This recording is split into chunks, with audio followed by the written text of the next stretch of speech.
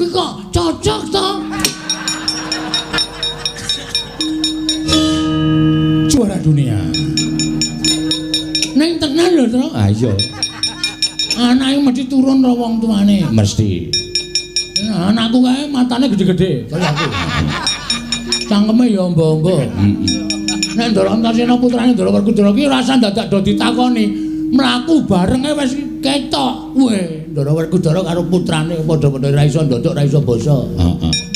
Nek Ndara Werkudara kok kaya duwe anak kaya Ndara Janaka alus. Iku perlu dipertanyakan. Ngono. Mungel langgam sesi deman. Udus. Kok gak Ndara Arimbi ya, Tru? Mbuh, aku ora melu-melu ora. Oh, Bagong kuwi kaya ngono kok. Mangkat. No, Mangkat. mangga piye? Lesmana dikalahke. Ayo menyang. Nek Lesmana jane aku ani lho, Tru. Ha terus Nah, aku sing mangkat pripun, Ndara? ora. Kula sing mangkat Lesmana tak ajar. Kula sing rabi karo jenenge. Wah. Ngopo? 200. Ngopo? Menang Antaséna. Ayo jelas. Kowe iki wani totoan ning milih kok kowe. Ha wegah aku. Ayo ora ana alame Ndara Lesmana kok menang karo Ndara Antaséna iki ora ana alame. Ha oke, kowe 200. Nek Ndara Antaséna menang, aku bayar kowe 20. Ning nek Ndara Antaséna kalah, kowe bayar aku 200. Piye? Totoan ro maling. Jempolmu mlocot ora. Sapa wis lunga? Kalah karo Lesmana glilipe ming kari siji.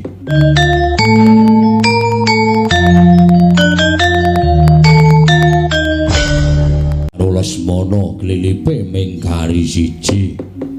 Kowe mangkat to. Lesmana bandingen modar terus kowe rabi rampung.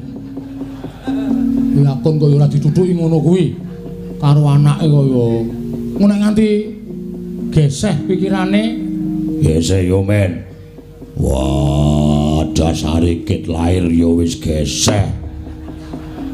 Edan mbok ben Gagas Antaséna ora kaya anak-anakku liyane.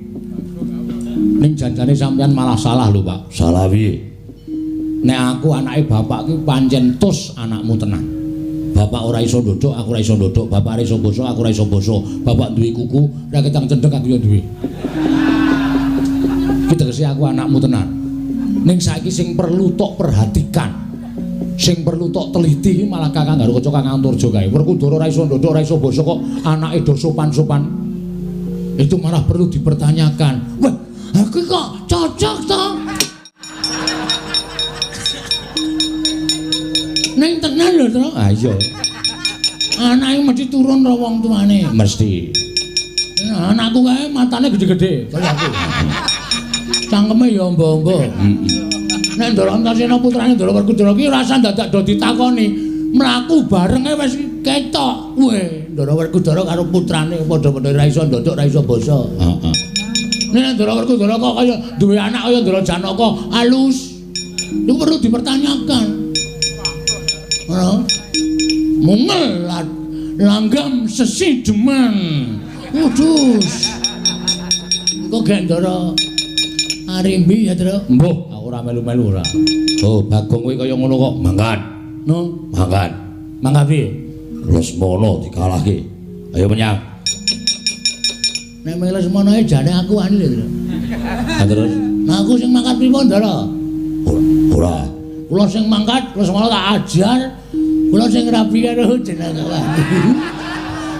Wah, Bagong mesti ngalut yen ana wong wedok. Mek karo kowe sek-sek delok mawon. Lesmana, Kakang Lesmana mulih ora? Ora mulih. But modar. Pun wonten mawon gesek-gesek. Enggak, niki sing perjalanan sedina mengke sore isih Bagong ten rika ngono ora tekan wektune. Mangkat yo, Pak. Sing hati-hati aja kaya bocah cilik. Njaluk pangestu. Yo, sing hati-hati. Ora menang karo Lesmana mulih rene tak gecek ndasmu. Yo.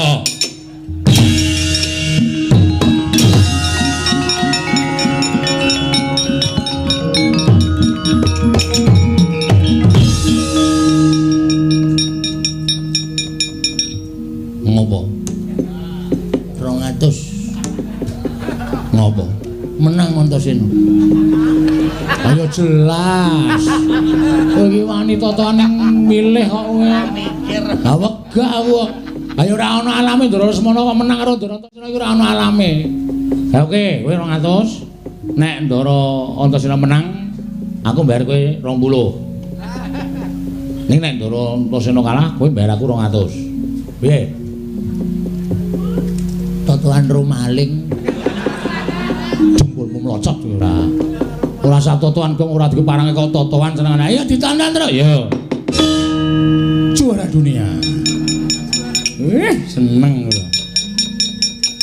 Pripun to wong kene seneng kok sampean malah merengut. Bingung aku terus. Bingung piye?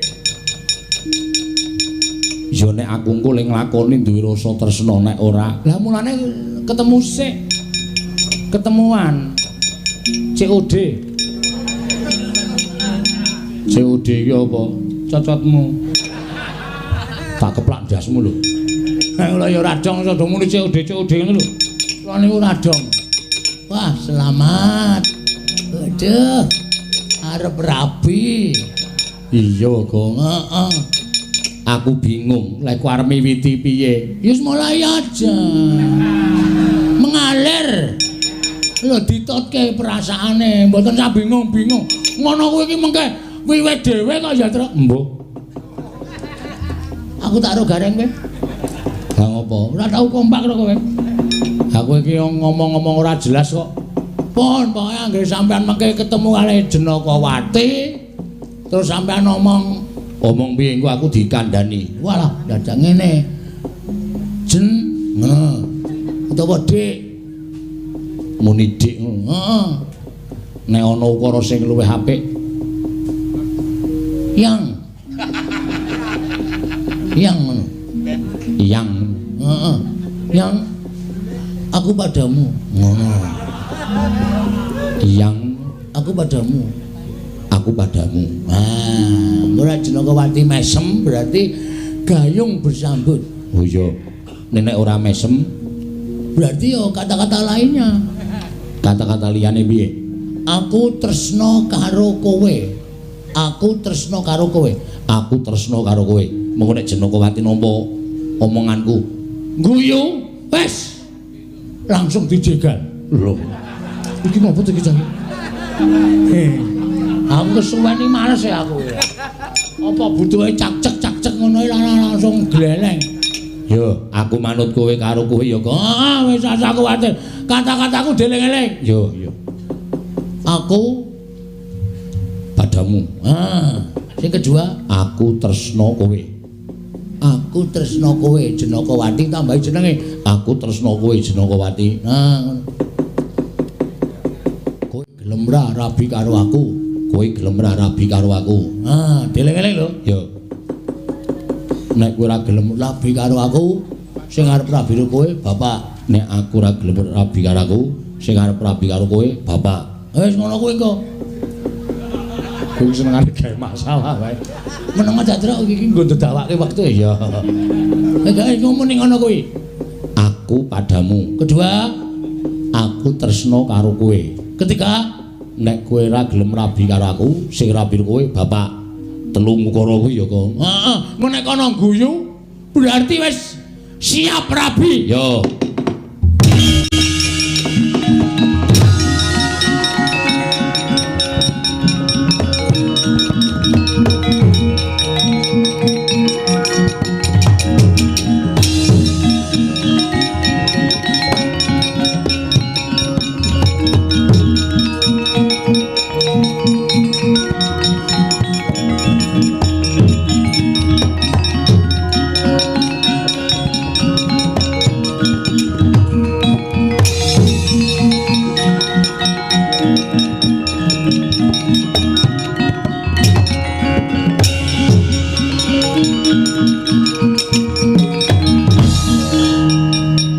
Antasena, piye wale? Iki anakku Jenakawati, Surak Mawurahan ingkang bisa unggul ana ing sayembara perang. Mung anakku Antasena. Heeh. Mula anakku Jenakawati tak pasrahke karo kowe. Jenakawati, kula Kakang Mas, aku padamu. Piye to? Wis beres. Mesem mboten durung. Kalimat kedua. Keluarkan. Jenakawati, kula Kakang Mas, aku tresna karo kowe. Mesem mboten? Ora iku. Kalimat ketiga. Sik tak lunga sik. Nah, ora ra lunga ya cilok. Nek kowe ora gelem rabi karo aku, sing rabi karo kowe bapak. Ngopo ya, Pak? Wah, kok ngono. Bagong sing ngandani. Wah. Pedro. Nun. Aku ya, Gong. Ayo kono. Wonten dawuh. Aku ndi? Oh, diar. Weh, Gong, kuwi pitik sapa nggo ngopi adoh banget kuwi. Sampai jumpa.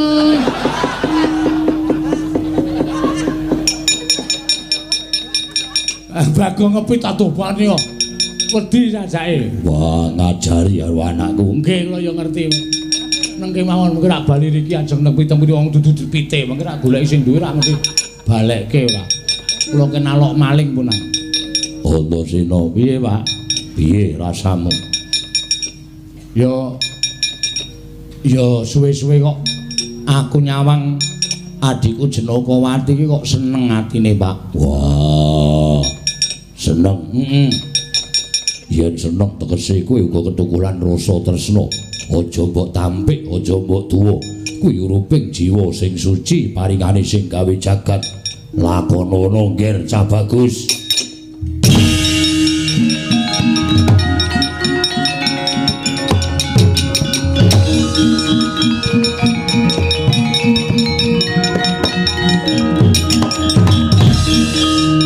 Janaka kula wonten maringan dawuh Kakang.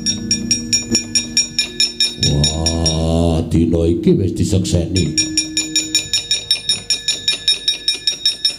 Anakmu Jenakawati.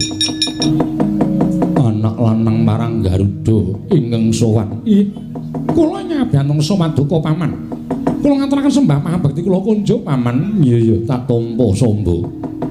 Lha iki kaya samba. Ih, nuwun sewu Kanjeng Rama.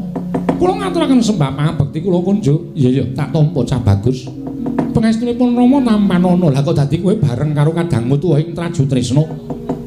Rama sepinten kalepatanipun ingkang putra Tadah Wadana. Mugi sak mangke malah langkung prayogi menawi Kanjeng Rama mangertos dhateng lampanipun. Lelakon apa Stijo? Nalika semanten kula nampi sowanipun kadang kula taruning marang Garuda pun Yayi Samba. Piyambakipun kepengin saged amengku garwa dhateng atmajanipun Paman Madukara inggih menika pun Yayi Jenakawati. Nanging sajaipun badhe munjul sawaduka Kanjeng Rama. Kadang kula pun Yayi Samba menika ajrih menawi nampi dukanipun Kanjeng Rama. Tumunten sowan dhateng negaring Traju Tresna lan kula ingkang minangka dados wakilipun Kanjeng Rama kula ingkang sakmangke badhe nyuwun supados Paman Janaka maringaken pun Yayi Jenakawati. Kaparingaken dhateng kadang kula pun Samba Wisnubrata badhe winengku garwa Kanjeng Rama.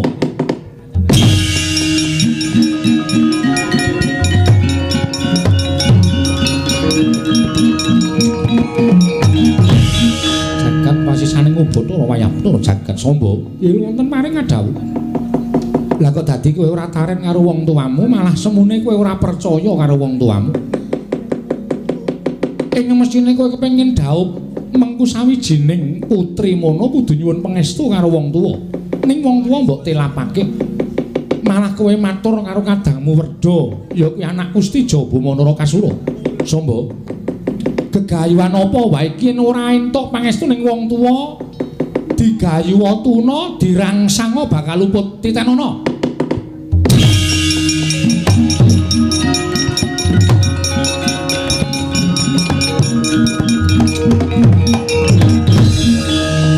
Kanjeng Rama sewu-sewu kalepatanipun pun ingkang putra Tadah Wadana. Nadyan sampun mekaten pangandhenipun Maduka Kanjeng Rama nanging kula badhe anyobi dhateng ketrimaning gesang kula. Nadyan boten kanthi pangestunipun Kanjeng Rama, namung kula kinten ingkang kula sambati menika Kakang Mas Tijo. Mbok menawi pangestunipun Kakang Mas Tijo anyembuh dhateng kasembadaning sedya kula Rama, ya wis sakarepmu. Aku ora melu-melu perkara iki wis sakarepmu. Inggih, Koko Prabu. Kakang Mas, anakku Setijo. Malah aku dadi bingung teka kaya ngene lelakon ingkang dumadyana ing kasatyan Madukara. Janaka, aku teka luwih dhisik, aku kencan luwih dhisik. Nyuwun sewu, paman menapa iki Paduka paman badhe negaken dhateng putra pun Setijo. Dene samangke kula sampun sowan minangka dados wakilipun Kanjeng Rama Prabu Ndarawati. Sampun mekaten panggenipun Kanjeng Rama Prabu Ndarawati kula aturi welas dhateng ingkang rayi pun Samba inggih putra pun Samba Wisnu Batra. Samangke supados kadhawaken kalipun Janakawati. Arjuna, kowe aja ngawuh gawar-gawar aku sing teka dhisik. Kudu mbok dhisikake. Wah, aku sing kencan dhisik kudu mbok dhisikake. Kula nyuwun kawelasan kalian paman Janaka. Aku kon njaluk supaya Janaka menehake anake kelawan aku bakal tak dawuhake Lesmana Mandra Kumara. Wah, mengko yen Antasena kagol Madukara sing tak obrak-abrik.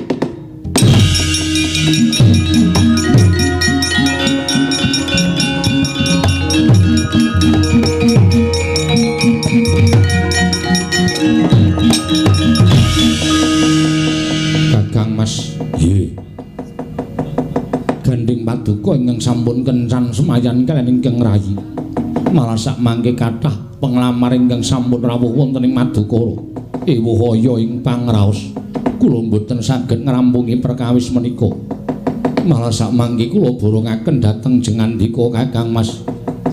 Lho, lah kok tadi Werkudara sing tengah iki piye? Kakang Mas Jodipati ingkang kula pitados Koko Prabu kula nyuwun pangapunten. Ya, aku trima. Ning Werkudara ya kudu adil ngrampungi perkara iki. Aja mban sindhe mban sinadan. Wah, Werkudara kuwi nggone wong tuh panane.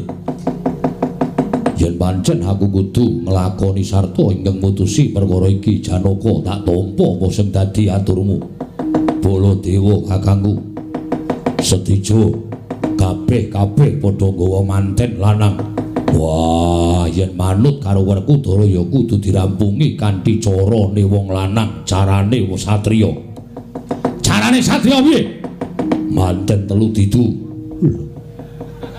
Manten telu didu piye? Didu sapa sing menang ngukup Janakawati. Lah nek antaraning Lesmana karo Antasena ya ora imbang. Wah, perkarane ora perkara imbang karo ora mengkari wani apa ora. Yen ora wani mantenmu ganen bali ngono. Ora kanggo nang kene. Nanging sapa sing wani ayo ditandingke? Ditandingke Lesmana, Samba, Antasena, sapa sing unggul ngukup para Janakawati? Werkudara, aku sarujuk.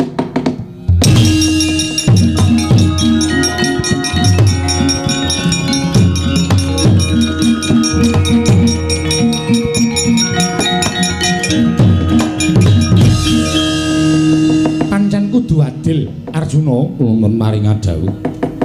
Ngendikaning kadangmu Jodipati iki mau pancen wis bener lan wis pener. Siripun kados pundi Paduka Kanjeng Koko Prabu paring dawuh mekaten. Lho coba to. Samba kuwi ya satriya. Lesmana ya satriya. Antasena kuwi ya satriya. Malah sing putra Nalendra kuwi Lesmana karo Samba. Lah nek kepengin mengko garwa sawijining putri ya kudu duwe pambegan kaya ratu-ratu liyane bedah negara mboyong putri. Nek ming enak-enak tengok-tengok nemu kethok lah dudu anak ratu nek cara kaya ngono kuwi.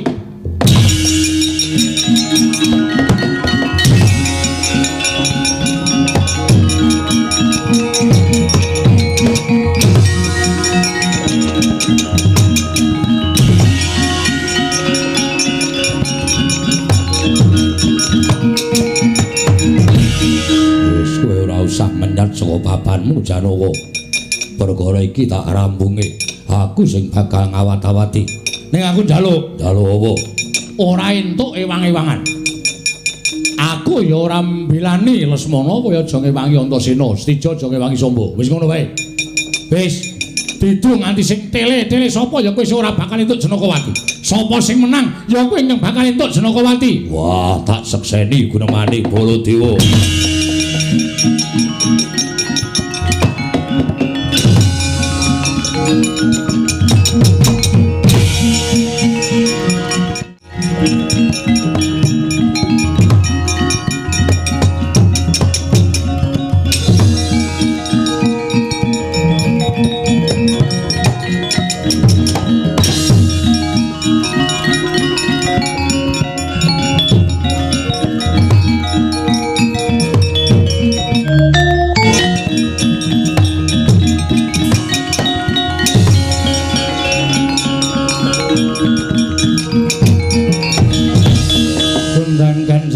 Kelap-lapaton lirking saking risang mawe gandrung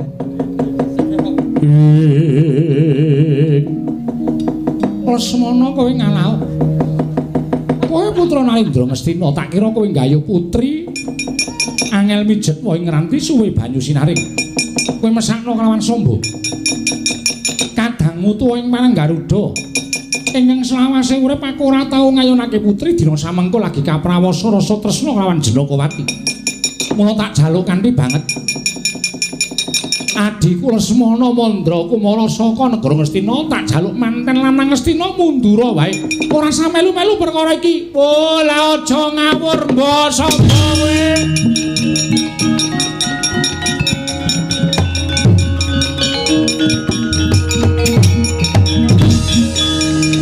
Rene ya.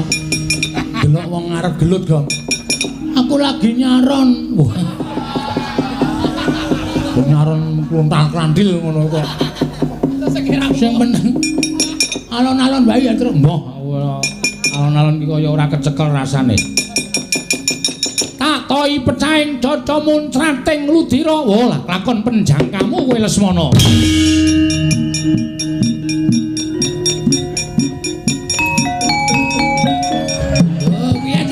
Ape.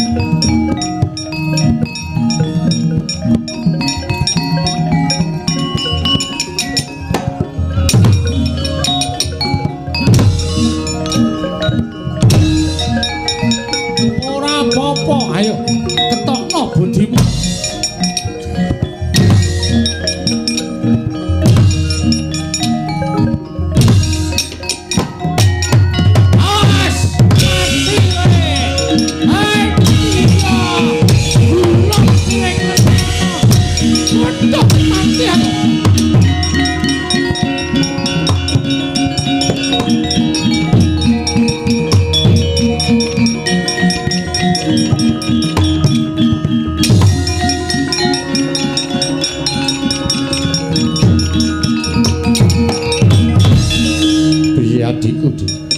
Sajake kaya karton ketemper yudaning si Adi. Waduh.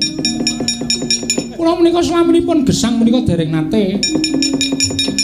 Kula menika nglampahi peperangan dereng nate kula menika adu atosing balung wuleting kulit. Lah kok sagedaken menika ngawrataken dhateng raos tresna kula. Kemuntun kula kedah perang tanding kaliyan pun Lesmana Mandra Kumara Kakang Mas. Kakang Mas kula nyuwun sabiyantu. Kegiatan kula sampun telas, napas kula mboten kiyat menawi kedah perang dangu-dangu kaliyan Lesmana Mandra Kumara. Yai. Wis dadi gumulung ing rembug ora entuk ewang-ewangan jroning perang tanding iki. Kula yen siadi kalah ora usah dadak duwe kekarepan sing nerak saka bebener. Yen kalah diakoni kalah kuwi luwih satriya. Bali sesuk mangsa kala tak gayuke meneh yen pancen siadi kepengin dhawuh karo sawijining putri. Kakang Mas, wis ora usah digelani Sobayi Bali.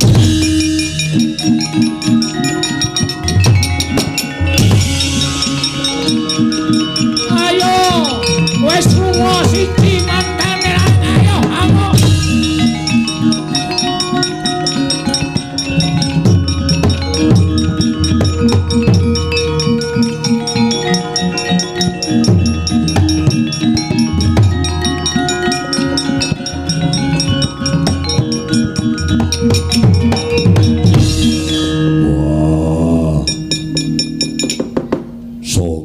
Wis lunga kalah karo Lesmana glilipe ming gari siji.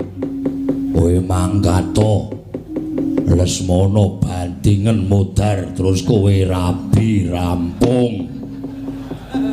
Lakon kaya ora ditutuki ngono kuwi karo anake kaya ngono nganti geseh pikirane. Geseh yo men. Wah, dasare kit lair yo wis geseh. Edan mbok ben Gagas Antasena ora kaya anak-anakku liyane. Ning janjane sampeyan malah salah lho, Pak. Salah piye? Nek aku anake bapak ki pancen tus anakmu tenan. Bapak ora iso ndodok, aku ora iso ndodok. Bapak ora iso basa, aku ora iso basa. Bapak duwe kuku, ra ketang cendhek aku yo duwe. Ki tegese aku anakmu tenan. Ning saiki sing perlu tok perhatikan. Sing perlu tok teliti malah Kakang Garukaca Kakang Anturja kae. Werkudara ora iso ndodok, ora iso basa kok anake do sopan-sopan. Itu malah perlu dipertanyakan. Wah, aku kok cocok to? Ning tenan lho, Tru. Ah iya.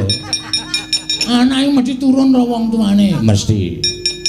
Nah, anakku kae matane gede-gede kaya aku. Cangkeme ya amba-amba. Nek Ndara Antasena putrane Ndara Werkudara ki rasa dadak do ditakoni, mlaku barenge wis ketok. Weh, Ndara Werkudara karo putrane padha-padha ra iso ndodok, ra iso basa. Heeh.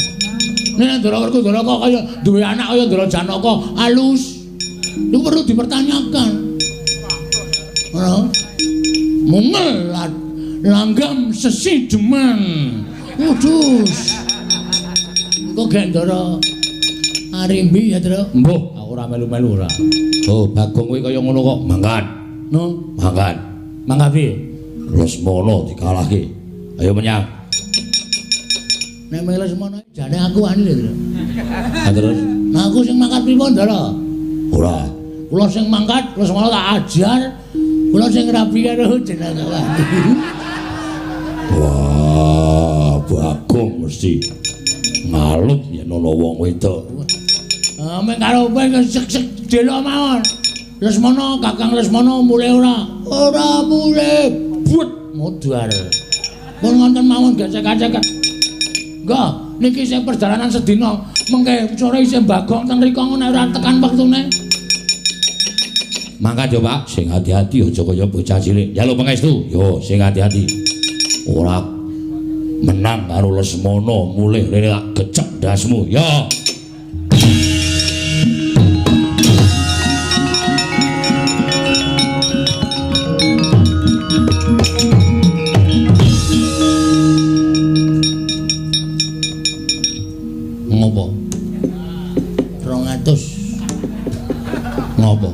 menang Antasena. Ayo jelas. Kowe iki wani totoan milih kok kowe. Ha wegah kok. Ayo ora ana alame Ndara Lesmana kok menang karo Ndara Antasena iki ora ana alame. Ha oke, kowe 200. Nek Ndara Antasena menang, aku bayar kowe 20. Ning nek Ndara Antasena kalah, kowe bayar aku 200. Piye? Totoan rumaling. Jempolmu mlocot ora. Ora sak totoan kok ora dikeparange kok totoan senengane. Ayo ditandan terus. Yo.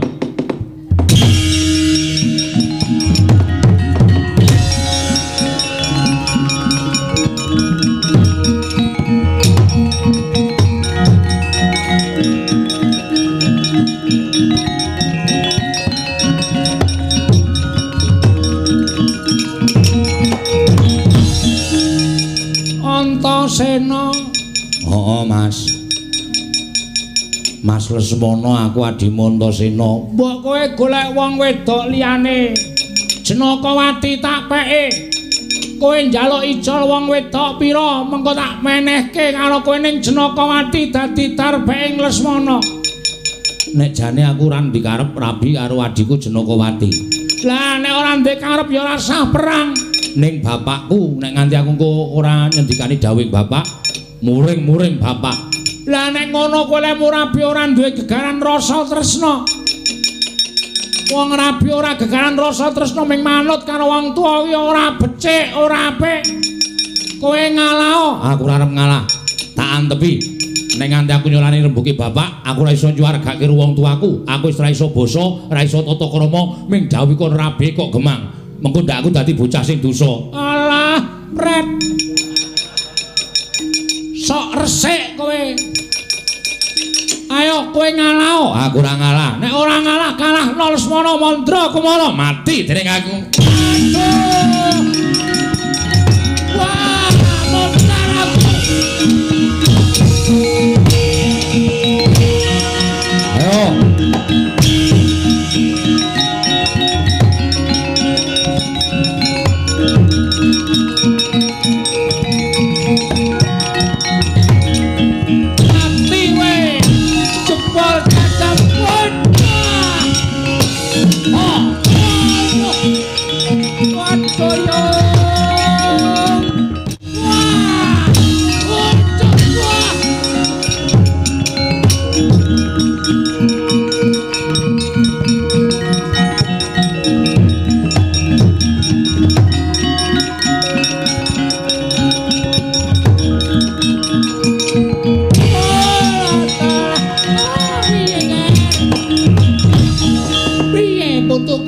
Bagus Lesmana piye? Remo yang Remo piye? Sombo kalah kalih kula merga dianakke sayembara perang.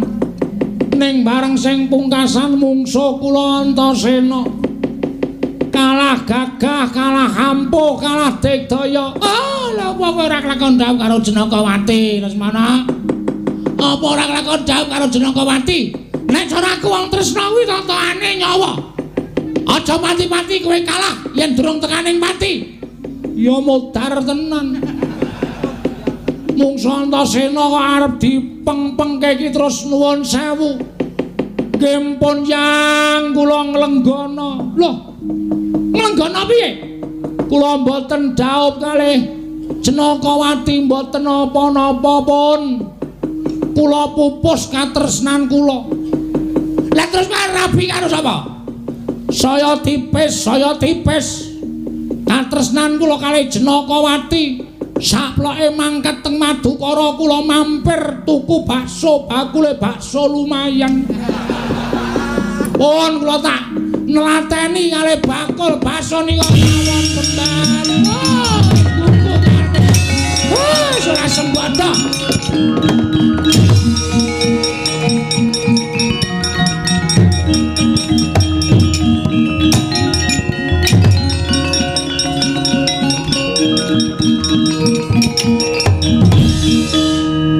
Juara dunia. Seneng lho. Pripun to wong kene seneng kok sampean malah merengut. Bingung aku, Tru. Bingung piye? Ya nek aku engko ling nglakoni duwe rasa tresna nek ora. Lah mulane ketemu sik. Ketemuan. COD. COD iki apa? Cocotmu. Tak keplak ndasmu lho. Nek ora ya radong sodo muni COD ngono lho. Kuwi niku radong. Wah, selamat. Aduh. Arep rabi. Iya, Gong. Heeh. Aku bingung lek ku arep miwiti piye. Wis mulai aja. Mengalir. Lho ditotke perasaane, mboten sak bingung-bingung. Ngono kuwi iki mengke wiwit dhewe kok ya, Truk. Mbok. Aku tak ro gareng kowe. Lah ngopo? Ora tau kompak karo kowe. Aku iki ngomong-ngomong ora jelas kok. Pun pokoke anggere sampean mengke ketemu kali Jenakawati, terus sampean omong piye engko aku dikandani. walah dadak ngene. Jen, ngono. Utawa Dik. Muni dik. Heeh. Nek ana ukara sing luwih apik. Yang ngono. Yang. Heeh. Yang aku padamu. Ngono. Yang Aku padamu. aku padamu. Ah, ora Jenakawati mesem berarti gayung bersambut. Oh iya. Nek ora mesem Berarti yo kata-kata lainnya. kata-kata liyane piye? Aku tresno karo kowe. Aku tresno karo kowe. Aku tresno karo kowe. Mengko nek Jenakawati nampa omonganku, Guyu, wes. Langsung dijegal. lho, Iki ngopo to iki, Cang? Aku kesuwen iki males ya aku. Apa butuhe cak-cek ngono langsung gleleng. yo aku manut kowe karo kowe ya kok. Ah, wis asa kuwatir. Kata-kataku deleng-eleng. Yo. Aku Padamu. ah, sing kedua, Aku tresno kowe. aku tresno kowe Jenakawati tambahi jenenge. Aku tresno kowe Jenakawati. Nah, ngono. Kowe gelem ra rabi karo aku. Kowe gelem ra rabi karo aku. Ah, deleng-eleng lho. Yo. Nek kowe ora gelem Rabi karo aku, sing arep rabi karo kowe, Bapak. nek aku ora gelem rabi karo aku, sing arep rabi karo kowe, Bapak. Wis ngono kuwi engko. Kowe senengane gawe masalah wae. Meneng aja Truk iki nggo ndadawake wektu Iya. Gawe ngomong ning ngono kuwi. Aku padamu. Kedua, Aku tresno karo kowe. ketiga, Nek kowe ora gelem rabi karo aku, sing rabi kowe, Bapak. Telung ukara kuwi ya kok. heeh, engko nek kono guyu berarti wis siap rabi. Yo.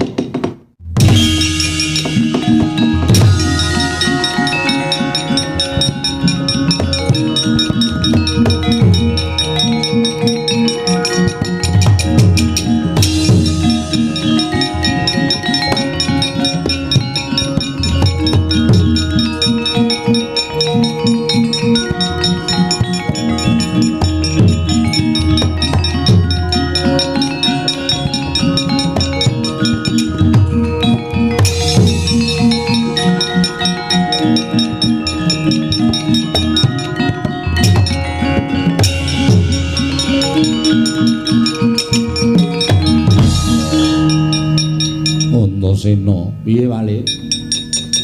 Iki anakku Jenakawati, Surak Mawurahan ingkang bisa unggul ana ing sayembara perang. Mung anakku Antasena. Heeh. Mula anakku Jenakawati tak pasrahke karo kowe. Jenakawati, Kula Kakang Mas. aku padamu. Piye to? Wis beres. Mesem mboten? Durung. Kalimat kedua. Keluarkan. Jenakawati, Kula Kakang Mas. aku tresno karo kowe. Mesem mboten? Ora iku. Kalimat ketiga. Sik tak lunga sik. Nek ora lunga ya cilok. Nek kowe ora gelem rabi karo aku, sing rabi karo kowe, Bapak. Ngopo ya, Pak? Wah, kok ngono. Bagong sing ngandani. Wah. Pedro. Nun. Aku ya, Gong. Ayo kono. Wonten dawuh. Aku redi. Oh, diar. Wih, Gong, kuwi pitik sapa nggo ngopi tado banget kuwi. Sampai jumpa.